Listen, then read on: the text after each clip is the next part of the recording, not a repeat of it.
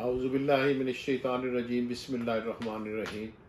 شروع اللہ تعالیٰ کے بابرکت نام سے جو خالق و مالک ہے تمام جہانوں کا۔ ہزاروں درود و سلام نبی پاک صلی اللہ علیہ وسلم کی ذات بابرکات پر، جن کے لیے اس کائنات کو تخلیق کیا گیا۔ میرے معزز پاکستانی بھائیوں، حاجی طاہر نوید کی طرف سے آپ سب کو السلام علیکم۔ آج کی نشست کا موضوع لاہور ہائی کورٹ کا حالیہ فیصلہ ہے۔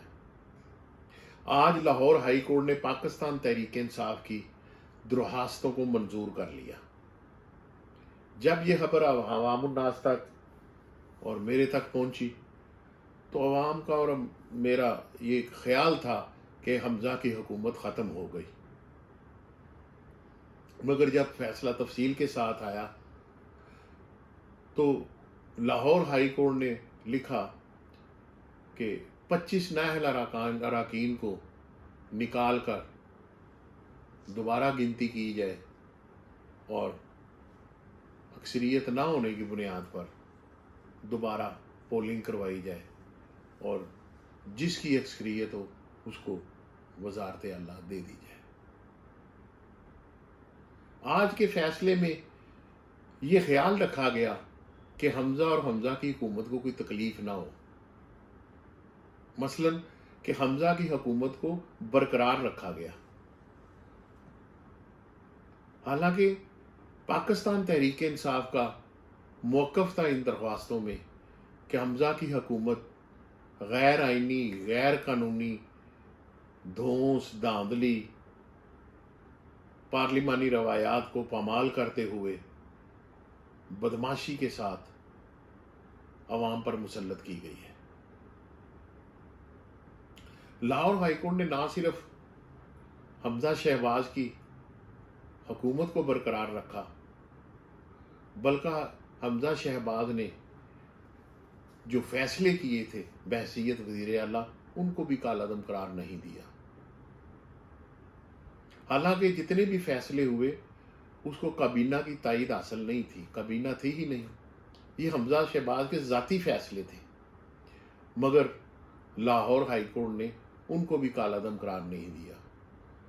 لاہور ہائی کورٹ نے واضح طور پر کہا کہ 25 نااہل اراکین کو نکال کر دوبارہ گنتی کروائی جائے، اور گورنر پنجاب کو حکم دیا کہ وہ اگلے روز یعنی 1 تاریخ کو 4 بجے اسمبلی کا اجلاس بلوائیں، اور اس اسمبلی کے اجلاس میں وہ وزیر اعلیٰ کا انتخاب مکمل کریں، کیونکہ جب 25 نااہل اراکین کی حمایت سے محروم ہو جائیں گے حمزہ شہباز تو اس وقت وزیر اعلیٰ نہیں رہیں گے، کیونکہ 186 اراکین کی حمایت لازمی ہے، اور وہ ان 25 اراکین کی حمایت کی وجہ سے وزیر اعلیٰ پنجاب منتخب ہوئے تھے، مبینہ طور پر حمزہ شہباز شریف۔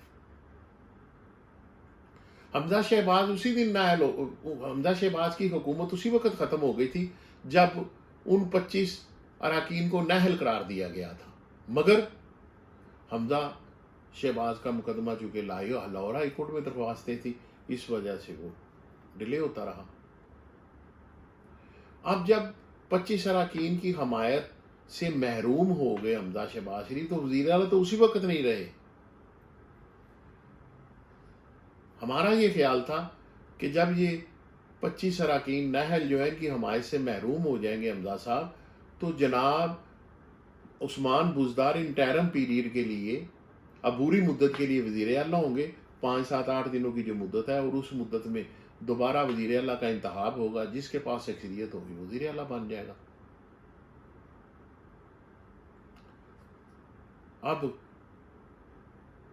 لاہور ہائی کورٹ کا حکم ہے کہ گورنر صاحب 1 کو انتخابات مکمل کروائیں، اور اگر کوئی اس میں رکاوٹ آتی ہے وہ توہین عدالت کا مرتکب ہوگا، اور اس سے اگلے روز یعنی 2 تاریخ کو صبح 11 بجے وزیر اعلیٰ سے حلف بھی لے لیں۔ میں یہ کہتا ہوں، اور عام لوگ بھی پنجاب کے یہ سوچتے ہیں کہ جو لاہور پنجاب میں 20 ارکان کے دوبارہ الیکشن ہو رہے ہیں اور 17 تاریخ کو وہ منتخب ہو کر آتے ہیں، اگر وہ 20 اراکین پی ٹی آئی کے جیت جاتے ہیں اور حمزہ کی اکثریت 1 یا 2 ووٹوں کی ہوگی تو پھر وزیر اعلیٰ کا کیا بنے گا؟ چلو 17 تاریخ تو دور ہے، لاہور ہائی کورٹ کا یہ ایک فیصلہ ہے کہ الیکشن کمیشن نے جو 5 مخصوص نشستوں کا نوٹیفیکیشن روکا ہوا ہے وہ جاری کرے، اور الیکشن کمیشن جبرن اس نوٹیفیکیشن کو روکے ہوئے ہے۔ وہ تو 5 محسوس جو نشستوں پر منتخب ارکان ہیں، ان کا کوئی الیکشن سے کوئی تعلق نہیں ہے۔ تو کل اگر الیکشن ہوتا ہے اور حمزہ ایک سیٹ سے جیت جاتے ہیں تو اگلے روز اگر وہ نوٹیفیکیشن آ جاتا ہے 5 مخصوص اراکین کا، تو حمزہ صاحب تو اسی وقت اقلیت میں چلے گئے کہ وہ 5 اراکین پی ٹی آئی کے ہیں۔ تو جب ان کا نوٹیفیکیشن آئے گا تو حمزہ صاحب اگر 1 یا 2 یا 3 سیٹوں سے بھی ووٹوں سے بھی جیتے ہوتے ہیں، وہ تو اقلیت میں چلے گئے، تو پھر کیا بنے گا حمزہ کا؟ ہونا تو یہ چاہیے تھا کم از کم ان 5 جو محسوس نشستوں کے اراکین ہیں ان کا نوٹیفیکیشن تو کروا دیتی۔ حالانکہ ہائی کورٹ کا ہی حکم ہے یہ، میں کوئی قانون دان نہیں ہوں، ایک عام شہری ہوں۔ میں بھی یہ سوال اٹھاتا ہوں کہ اگر ہائی کورٹ نے حکم جاری کیا تھا کہ ان 5 نشستوں کا الیکشن کمیشن نوٹیفیکیشن جاری کرے، جس طرح یہ پابند کر دیا گیا گورنر کو کہ کل اجلاس بلاؤ، وزیر اعلیٰ منتخب کرو، پرسوں سے حلف لو 11 بجے، ٹائم تک دے دیا ہے، اس طرح الیکشن کمیشن کو بھی لاہور ہائی کورٹ کہہ سکتی تھی کہ ان مخصوص نشستوں کا آپ نے جو نوٹیفیکیشن ہے کیوں روکا ہوا ہے، اس کو فل فور جاری کریں، 24 گھنٹوں میں جاری کریں، 36 گھنٹوں میں جاری کریں، 48 گھنٹوں میں جاری کریں۔ وہاں پر کوئی قدغن نہیں ہے اور الیکشن کمیشن روکے بیٹھا ہے، اور یہ نوٹیفیکیشن اس نے جاری کرنا ہے۔ تو جب یہ نوٹیفیکیشن آئے گا تو پھر اسمبلی میں جو اکثریت اقلیت میں بدل جائے، اگر اکثریت ہوئی حمزہ کی تو پھر کیا ہوگا؟ صرف یہی بات نہیں، بہت سے سوال اٹھ رہے ہیں۔ آج حامد میر کے پروگرام میں عطا عارر نے کہا ہے کہ ہمارے 177 ارکان ہم نے محفوظ جگہ پہ رکھے ہوئے ہیں۔ بھئی آپ کو کیسے پتا تھا کیا فیصلہ آنے والا ہے؟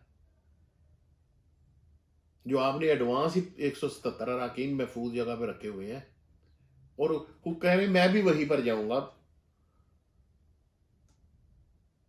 اب 177 اراکین انہوں نے تو چلو محفوظ جگہ پہ رکھ لیے، کچھ لوگ حج پر بھی گئے ہوئے ہیں، وہ اراکین کیا واپس آ سکتے ہیں 24 گھنٹوں میں؟ لہذا پہلے ہی جو سادہ اکثریت ہے 186 ہے، وہ کوئی پوری نہیں کر سکے گا، نہ پیپلز پارٹی نہ نون لیگ۔ جتنے اراکین درکار ہیں اور اسمبلی ممبران ہیں، سب کو حق رائے دہی کا حق ہونا چاہیے تھا، ان کو موقع ملنا چاہیے تھا، اور خاص طور پر ان 5 مخصوص نشستوں پر۔